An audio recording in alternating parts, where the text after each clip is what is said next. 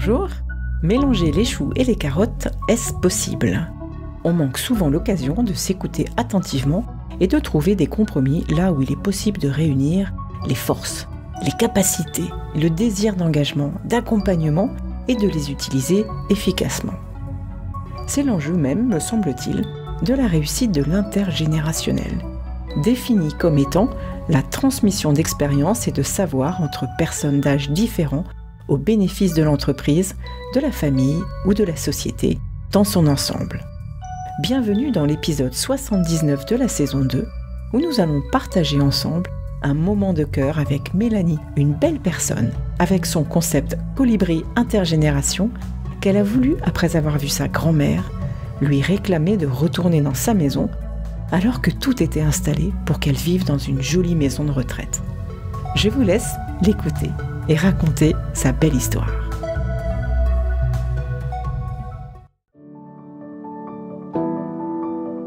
Quand les bras qui vous ont si longtemps réconforté se fragilisent, quand vous souhaitez prendre soin avec douceur de ceux qui vous ont donné la vie, vous réalisez que c'est un monde inconnu qui s'ouvre devant vous.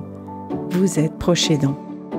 Et la vocation de Sweet Papy Podcast est justement de vous aider à rendre ces moments agréables et mémorables pour maintenir votre équilibre de vie et une relation pleine d'amour avec eux. Nous vous parlons de toutes les ressources positives, les solutions alternatives et les approches actuelles. Et nous avons à cœur de vous les transmettre pour vous soutenir et vous aider dès à présent.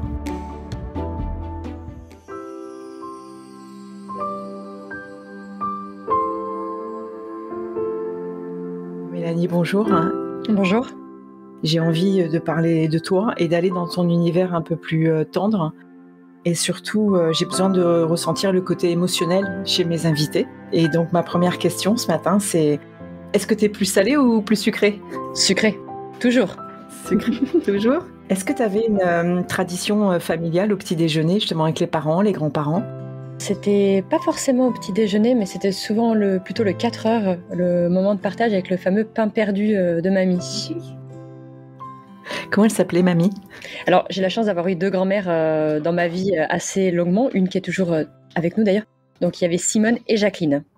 Quelle forme de tendresse tu as pu avoir avec tes grand-mères ?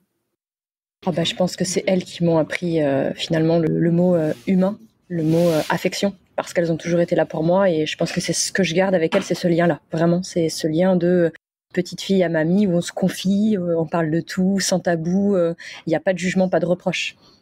Alors, tu me dis que tu as une grand-mère qui est toujours là, tu en as une qui est partie. Qu'est-ce qu'elles ont pensé de tout ça ou qu'est-ce qu'elles auraient pensé de tout ça, de tout ce que tu as mis en place avec Colibri dont on va parler ? En fait, si tu veux, c'est ma grand-mère Jacqueline qui est toujours vivante, qui est ma muse. Je l'appelle comme ça. Elle déteste quand je dis ça. Mais en fait, c'est elle qui a fait que Colibri est né. C'est son histoire, c'est mon histoire avec elle qui a fait cette naissance. Parce que comme j'étais très proche et que quand mon grand-père est décédé, elle s'est retrouvée dans cette maison qui était devenue trop grande pour elle. Elle se sentait seule. Et finalement, la famille a dit qu'est-ce qu'on peut faire pour mieux l'aider au quotidien ? Et on a pris la décision pour elle, finalement, de l'amener dans un autre lieu de vie alors qu'elle voulait rester chez elle. Et quand on l'a aménagé, j'étais présente, on a mis sa chambre, on a mis des décos sur le mur, des photos de tout le monde. Et le soir, elle m'a retenue par la main et elle m'a dit « Mélanie, ramène-moi chez moi, s'il te plaît ». Et je lui ai dit « Mais c'est ton nouveau chez toi, mamie. C'est ta nouvelle chambre, ta nouvelle vie. » En plus, c'était un petit château dans le Blayais donc, qui a été réadapté, donc tout mignon. Mais c'était pas ce qu'elle voulait, elle, en fait. Et parce qu'on ne connaissait pas forcément d'autres solutions d'habitat ou des choses comme ça, on s'est dit ça c'est la meilleure des solutions, mais pas pour elle. Qu'est-ce qu'elle aurait aimé avoir chez elle quand elle a parlé « Ramène-moi chez moi » ? À ton avis, c'était quoi qui ressortait en premier ? Sa vie, ses souvenirs.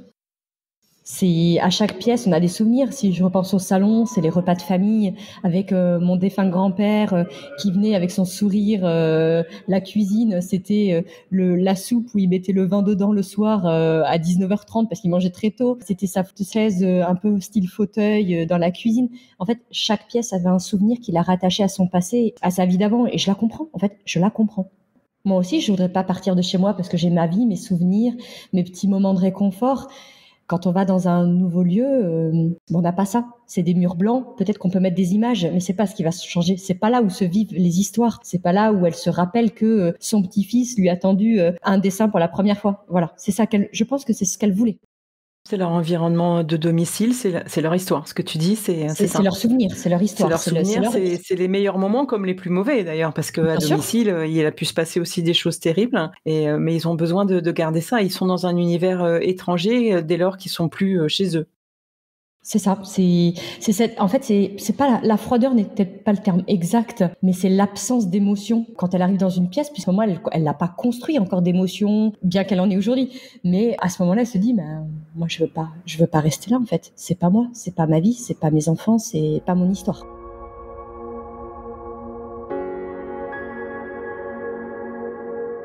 Moi, j'ai une sweet mamie qui est toujours à domicile, qui fait aujourd'hui, on a de l'intergénérationnel puisque mon frère habite avec sweet mamie ainsi que son fils qui a 20 ans. Donc autant dire qu'il y a un peu de schtroumpf parce que c'est pas facile. Elle est heureuse d'être restée à domicile, de pouvoir rester à domicile. Par contre, elle s'ennuie.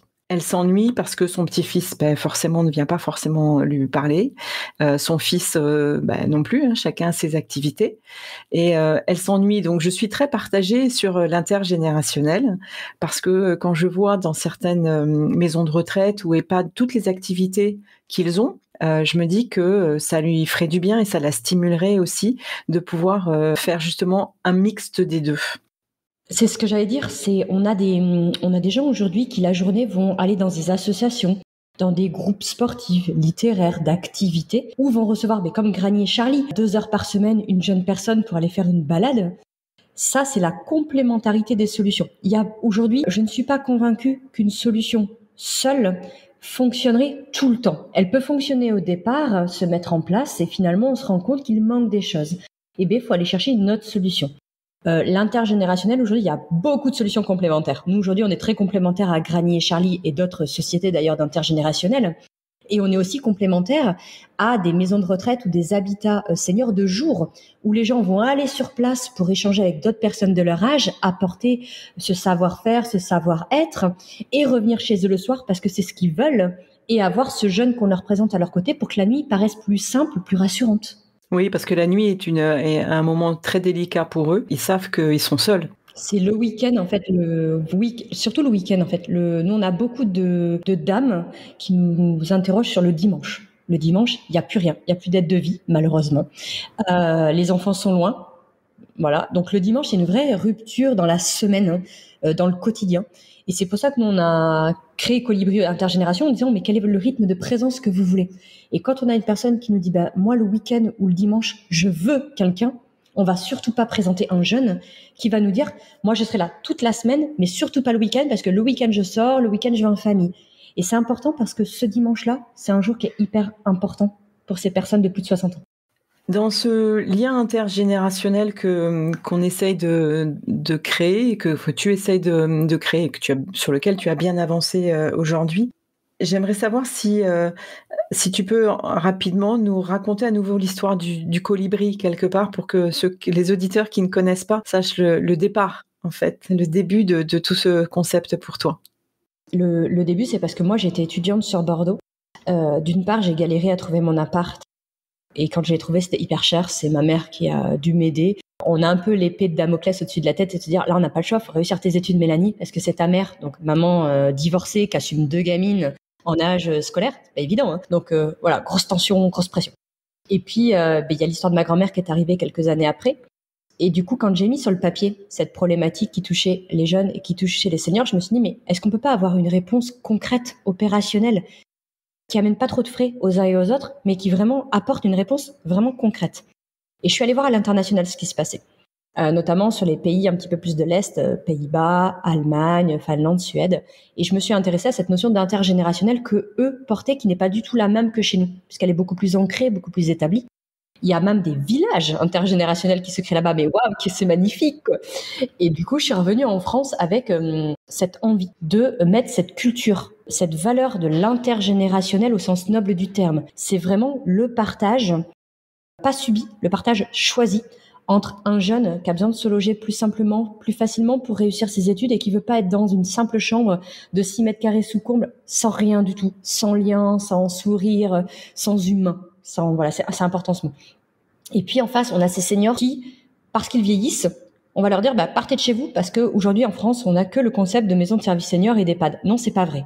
Il existe d'autres formes d'habitat de demain, mais chez vous, grâce à ces jeunes qu'on vous permet de rencontrer. Et voilà l'histoire de Colibri. C'est comment rencontrer ce bon jeune au bon moment pour rester chez vous le plus longtemps possible. Puisque je suis convaincue que nous sommes une étape du parcours résidentiel senior. Nous ne sommes pas la solution de tout le monde et nous ne sommes pas une solution finalement qui durera pendant 20 ans. On est une solution d'étape qui permet aussi à la personne de se dire je vais tester pendant 1, 2, voire 3 ans. Ça me plaît, je continue. Je me sens plus fragile, moins autonome.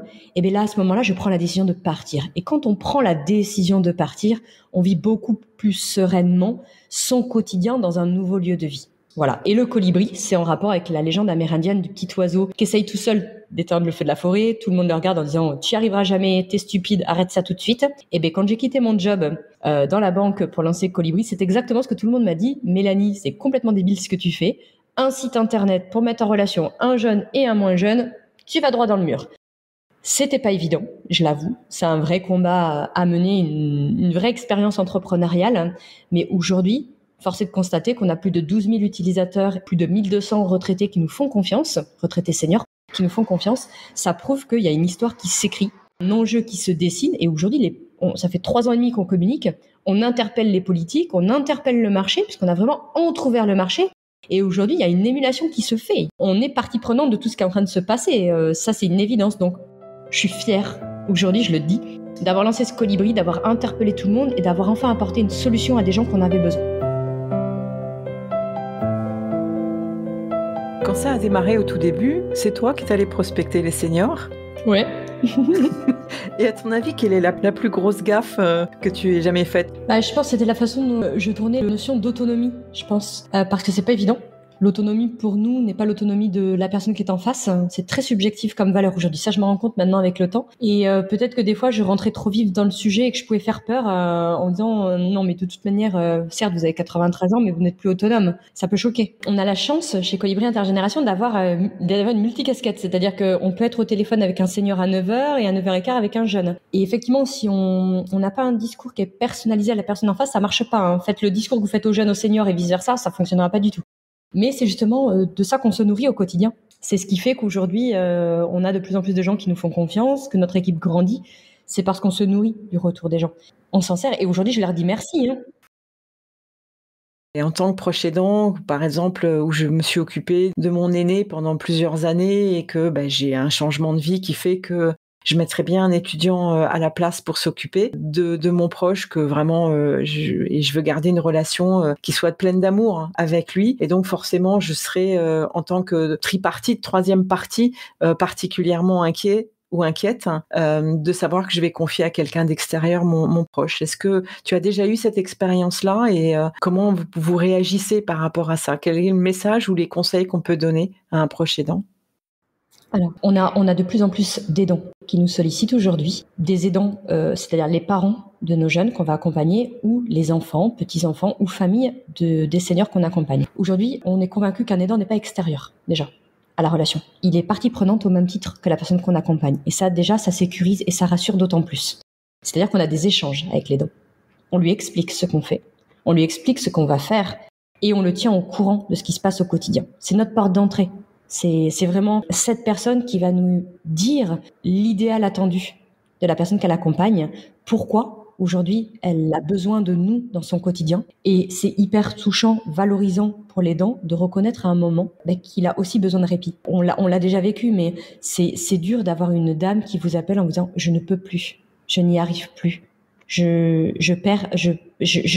ne peux plus en fait, clairement. Et quand on creuse, on se rend compte que c'est parce que tous les soirs, elle passe chez sa maman pour s'assurer qu'elle va bien, parce que l'aide de vie est là la journée, mais n'est pas là le dimanche soir pour faire réchauffer la soupe. Tous ces petits points irritants du quotidien de l'aidant sont finalement tous nos critères de recherche pour aller chercher ce jeune qui va correspondre autant au quotidien du senior lui-même que de l'aidant. Et ça, c'est hyper important. On ne les met pas à l'extérieur de la relation, on les met à l'intérieur pour que ça fonctionne.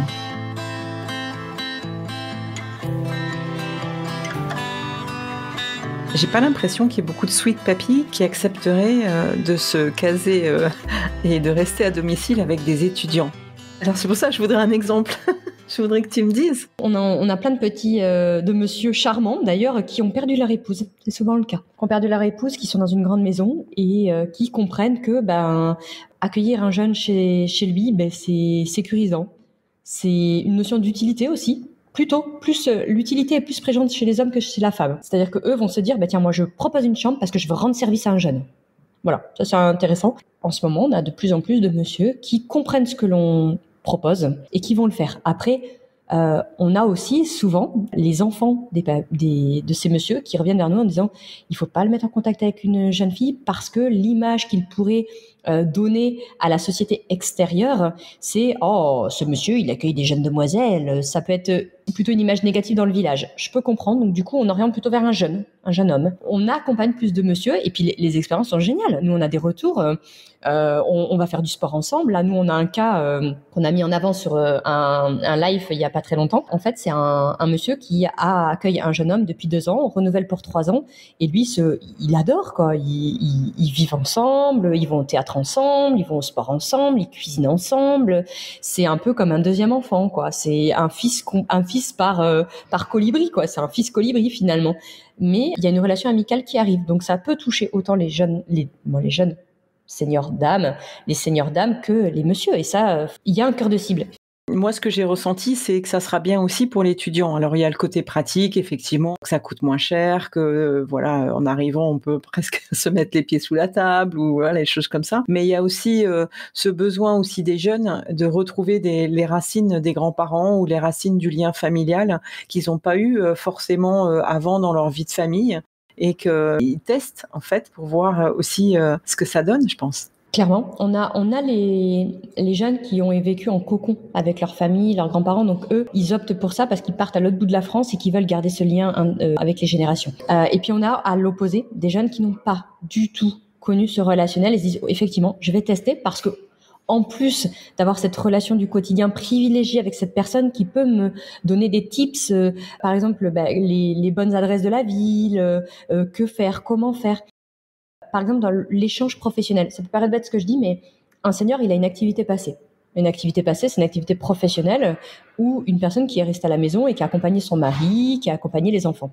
Cette transmission de culture, de compétences et d'appétences est hyper importante et on a des jeunes aujourd'hui qui nous demandent même, est-ce qu'au-delà de vivre avec une personne, je peux choisir l'ancienne catégorie socio-professionnelle du monsieur ou de la dame parce que je fais des études en architecture, en droit et que j'adorerais échanger avec cette personne-là. Ça prouve que le lien social et l'échange, et là je parle vraiment d'échange et de partage, il est hyper important dans cette relation-là.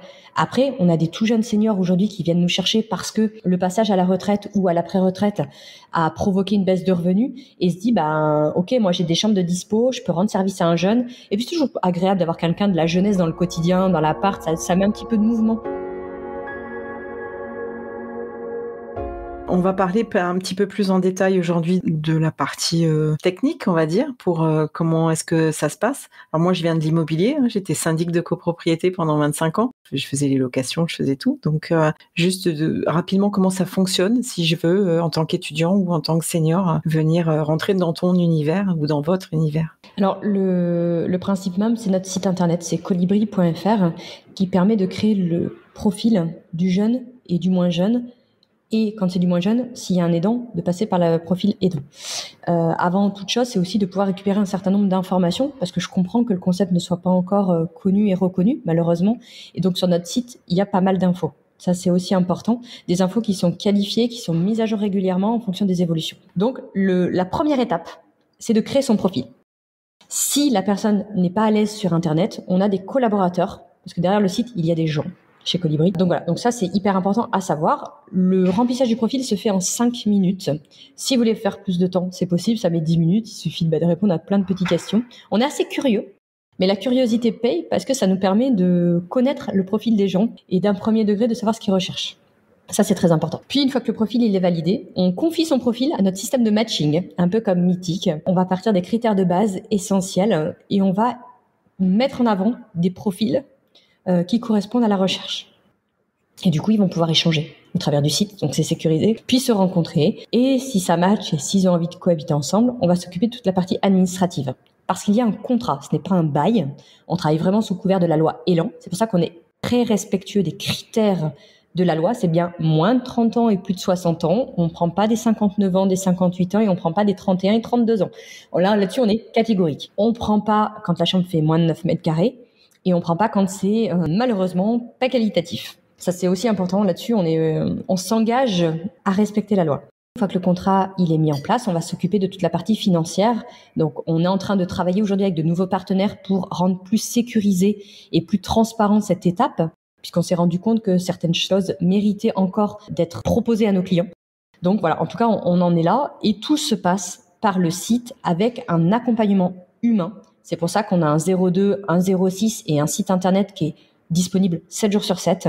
On fait au mieux parce qu'on a quand même, suite à l'émission Qui va être mon associé, eu un gros pic d'activité. Donc c'est vrai que là, ça fait un mois où on répond pas dans l'heure, quoi. On répond dans la journée, mais pas dans l'heure. C'est déjà bien dans la journée, hein, mais voilà, on répond pas dans l'heure, c'est un peu compliqué. Mais en tout cas, voilà, on s'efforce d'être au plus près de nos utilisateurs, même si on est digital. Et c'est ça, en fait, qui fait aussi la force de Colibri, c'est notre matching, qui est le premier en France, hein, ça faut le savoir, c'est un matching automatisé, co-construit avec nos utilisateurs, mais c'est surtout aussi qu'on est un site internet digital, donc on est capable d'accompagner le même dimanche un senior sur Paris, un senior sur Bordeaux, sur Lyon, sur Marseille, ou en Creuse, ou à Orléans.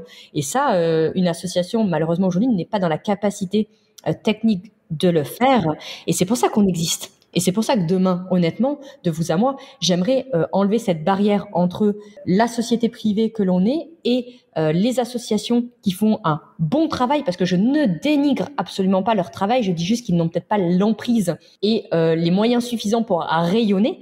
En tout cas, moi demain, j'espère que demain, Colibri Intergénération travaillera avec les associations, parce que l'objectif que l'on a, nous, aujourd'hui, est de faire rayonner le concept, parce qu'on a des gens qui en ont besoin de connaître que ça existe, de savoir comment ça fonctionne et d'être accompagné.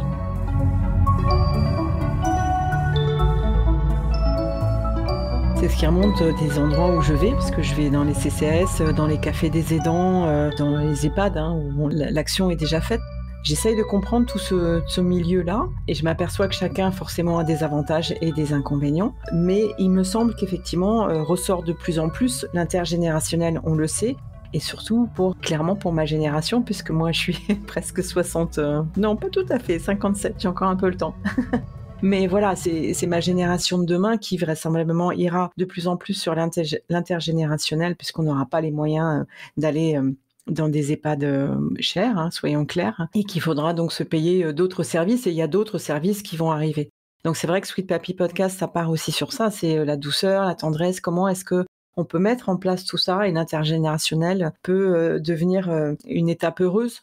Oui, c'est ça, c'est d'apporter plein d'amour, plein d'affection avec des personnes qu'on connaît pas, mais qui sont prêtes à donner aussi et à jouer le jeu. Je te remercie en tout cas pour cette interview parce que je voulais absolument expliquer aussi ce que tu fais. Alors, j'ai pas parlé de ta vie d'entrepreneuse. Il y en a suffisamment d'interviews de tous les côtés. Tu as vu à la télé et surtout support. Voilà, mais je voulais avoir ta version un petit peu plus, comment te dire, un peu plus émotionnelle et tendre aussi. En tout cas, félicitations pour la création de ça. En tout cas, merci à toi pour ton invitation sur le podcast. Ravie de faire partie des gens que tu vas interviewer. Je souhaite vraiment que Sweet Papy Podcast se développe, accompagne beaucoup d'aidants parce que c'est important. Moi, je suis convaincue qu'il faut donner de l'information. Voilà. Pour que les gens puissent choisir la bonne solution, il faut qu'ils aient de l'information et c'est par des podcasts aussi que les gens se renseignent. C'est pas que de la presse écrite ou que de la télé. Il y a aussi ce nouveau canal de discussion, ce nouvel canal qui permet d'approcher une nouvelle utilisatrice, un nouvel utilisateur qui n'aurait pas regardé la télé. Voilà. Donc moi je suis convaincue que plus on va en parler, mieux ce sera. Et il n'y a pas qu'une solution. Il y a beaucoup de solutions et que dans toutes ces solutions, il y a la solution qui correspond à la personne. Voilà. Merci beaucoup, Mélanie. Merci à toi, vraiment.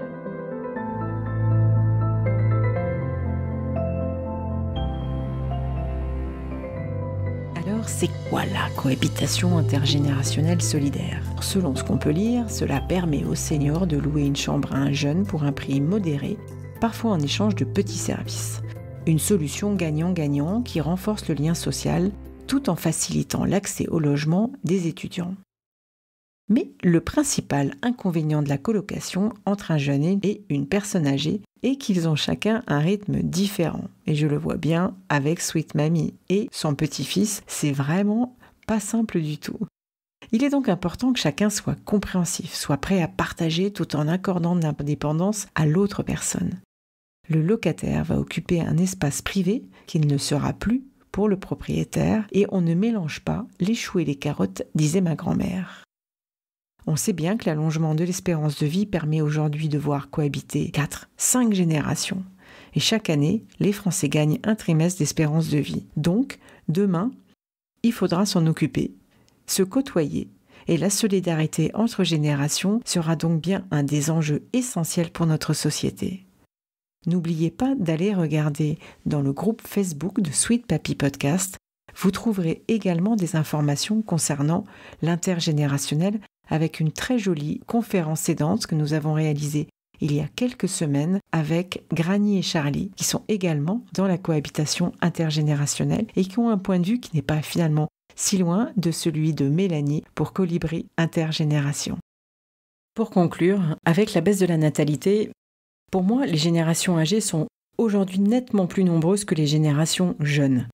En effet, de nos jours, les enfants ont beaucoup plus de liens de parenté verticaux, car bien souvent leurs grands-parents, voire leurs arrière-grands-parents, sont encore en vie, tandis que leurs liens de parenté latéraux sont plus rares. Les enfants ont donc moins de frères et sœurs, moins de cousins, mais par contre, ils adorent communiquer avec leurs grands-parents, voire leurs arrière-grands-parents. L'intergénérationnel.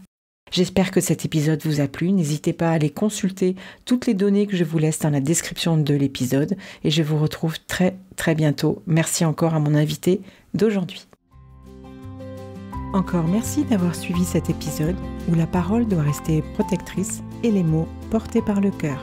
Si les thématiques abordées dans ce podcast vous ont intéressé ou vous êtes concerné, retrouvez-moi sur les réseaux sociaux. Je me ferai un plaisir d'en discuter avec vous et pourquoi pas de vous interviewer. Pensez à partager l'univers de Sweet Papy, abonnez-vous et notez 5 étoiles sur Apple Podcast ou Spotify avec un petit commentaire. À très bientôt, prenez soin de vos proches.